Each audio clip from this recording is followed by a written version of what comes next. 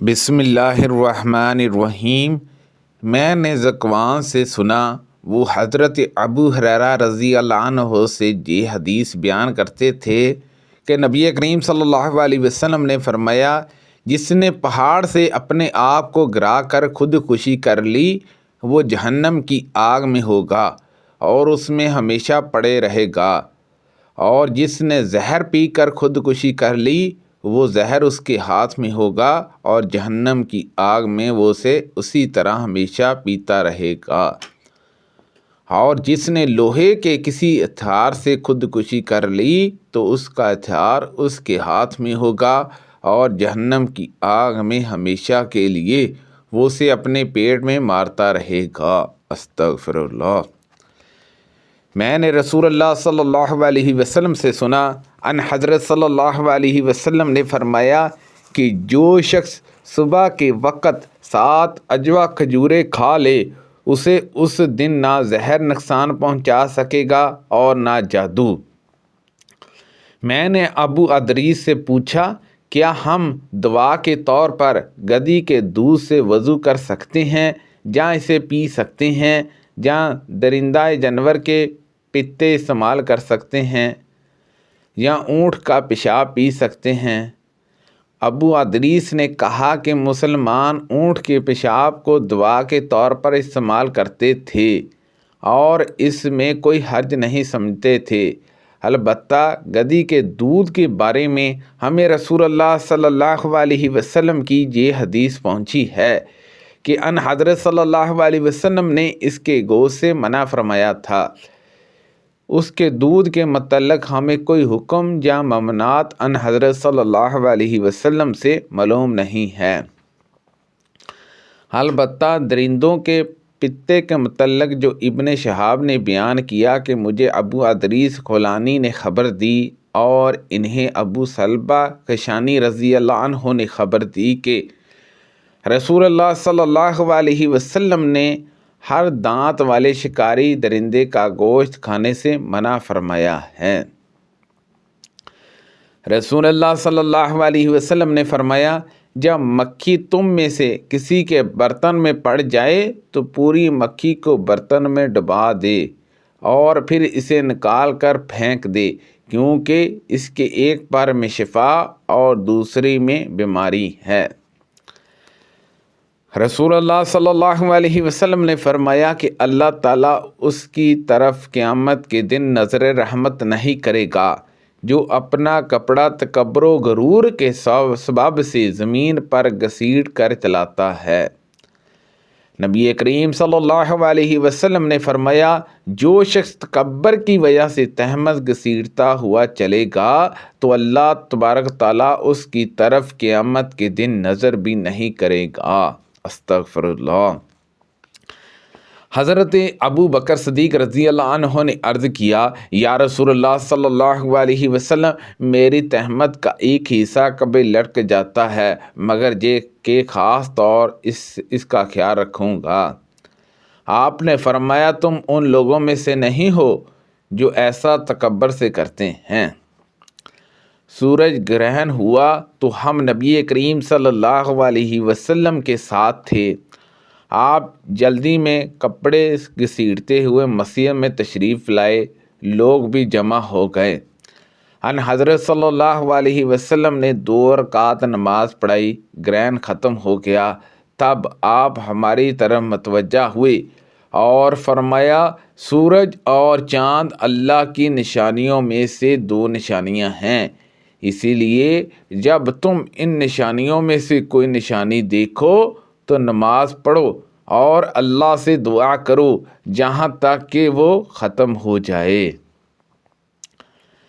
نبی کریم صلی اللہ علیہ وسلم نے فرمایا، تہمت کا جو حصہ ٹکنوں سے نیچے لٹکا ہوا ہو وہ جہنم میں ہوگا۔ استغفر اللہ۔ رسول اللہ صلی اللہ علیہ وسلم نے فرمایا، جو شخص اپنا تہمت غرور کی وجہ سے گھسیٹتا ہے اللہ تعالیٰ قیامت کے دن اس کی طرف نظر بھی نہیں کرے گا۔ استغفر اللہ۔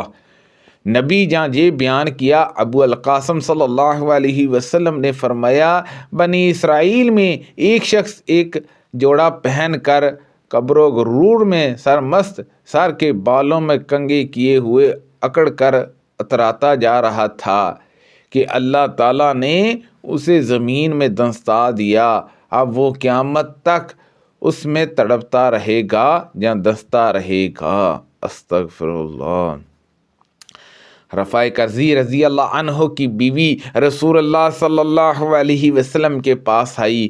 میں بھی بیٹھی ہوئی تھی اور ان حضرت صلی اللہ علیہ وسلم کے پاس حضرت ابو بکر رضی اللہ عنہ موجود تھے۔ انہوں نے کہا، یا رسول اللہ صلی اللہ علیہ وسلم، میں رفع کے نکاح میں تھی لیکن انہوں نے مجھے 3 طلاقیں دے دی ہیں۔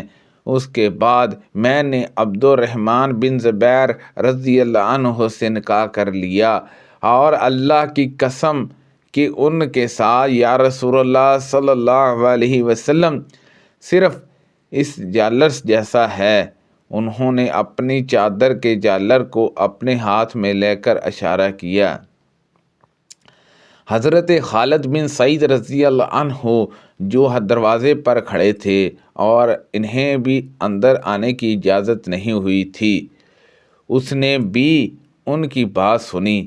بیان کیا کہ حضرت خالد رضی اللہ عنہ وہیں سے بولے، ابو بکر، آپ اس عورت کو روکتے نہیں کہ کس طرح کی بات ہے؟ رسول اللہ صلی اللہ علیہ وسلم کے سامنے کھول کر بیان کرتی ہے۔ لیکن اللہ کی قسم اس بات پر حضور اکرم صلی اللہ علیہ وسلم کا تبسم اور بڑھ گیا۔ ان حضرت صلی اللہ علیہ وسلم نے ان سے فرمایا، غالباً تم دوبارہ رفع کے پاس جانا چاہتی ہو، لیکن ایسا اس وقت تک ممکن نہیں جب تک وہ تمہارے دوسرے شوہر عبد الرحمن بن زبیر رضی اللہ عنہ تمہارا مزہ نہ چکھ لیں اور تم ان کا مزہ نہ چکھ لو۔ پھر بعد میں یہی قانون بن گیا۔ ایک صاحب نے عرض کیا، یا رسول اللہ صلی اللہ علیہ وسلم، محرم کس طرح کا کپڑا پہنے؟ ان حضرت صلی اللہ علیہ وسلم نے فرمایا کہ محرم قمیض، پجامہ، پرنس، ٹوپی یا سر پر پہننے کی کوئی چیز اور موزے نہیں پہنے گا، البتہ اگر اسے چپل نہ ملے تو موزوں ہی کو ٹکنوں تک کاٹ کر پہن لے، وہی جوتے کی طرح ہو جائیں گے۔ نبی کریم صلی اللہ علیہ وسلم عبداللہ بن ابی منافق کے پاس جب اسے قبر میں داخل کیا جا چکا تھا تشریف لائے۔ پھر آپ کے حکم سے اس کی لاش نکالی گئی اور حضور اکرم صلی اللہ علیہ وسلم کے گھٹنوں پر اسے رکھا گیا۔ ان حضرت صلی اللہ علیہ وسلم نے اس پر دم کرتے ہوئے اپنی قمیض پہنی، اور اللہ ہی خوب جاننے والا ہے۔ جب عبداللہ بن ابی کی وفات ہوئی تو اس کے لڑکے حضرت عبداللہ جو مخلص اور ابکر صحابہ میں تھے، رسول اللہ صلی اللہ علیہ وسلم کی خدمت میں حاضر ہوئے اور عرض کیا، یا رسول اللہ صلی اللہ علیہ وسلم، اپنی قمیض مجھے عطا فرمائیے تاکہ میں اپنے باپ کو اس کا کفن دوں، اور آپ صلی اللہ علیہ وسلم ان کی نماز جنازہ پڑھا دیں اور ان کے لیے دعائے مغفرت کریں۔ چنانچہ ان حضرت صلی اللہ علیہ وسلم نے اپنی قمیض انہیں عطا فرمائی اور فرمایا کہ نہلا دلا کر مجھے اطلاع دینا۔ چنانچہ جب نہلایا دلایا تو ان حضرت صلی اللہ علیہ وسلم کو اطلاع دی۔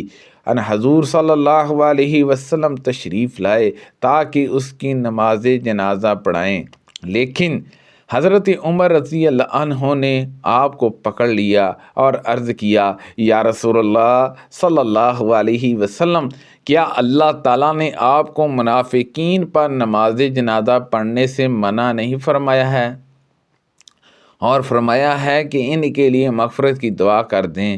مغفرت کی دعا نہ کرو، اگر تم 70 مرتبہ بھی ان کے لیے مغفرت کی دعا کرو گے تب بھی اللہ انہیں ہرگز نہیں بخشے گا۔ پھر یہ آیت نازل ہوئی کہ اور ان میں سے کسی پر بھی جو مر گیا ہو ہرگز نماز نہ پڑھائیے۔ اس کے بعد ان حضرت صلی اللہ علیہ وسلم نے ان کی نماز جنازہ پڑھانی چھوڑ دی۔ سبحان اللہ عز و جل۔ اللہ پاک سے دعا ہے کہ اللہ پاک ان حدیثوں پر عمل کرنے کی توفیق عطا فرمائے، کہ پڑھنے میں غلطی کوتاہی ہو گئی ہو تو اللہ پاک معاف فرمائے۔ صدقہ جاریہ سے زیادہ لوگوں تک شیئر کیجئے۔ آمین بجاہ النبی الامین صلی اللہ علیہ وسلم۔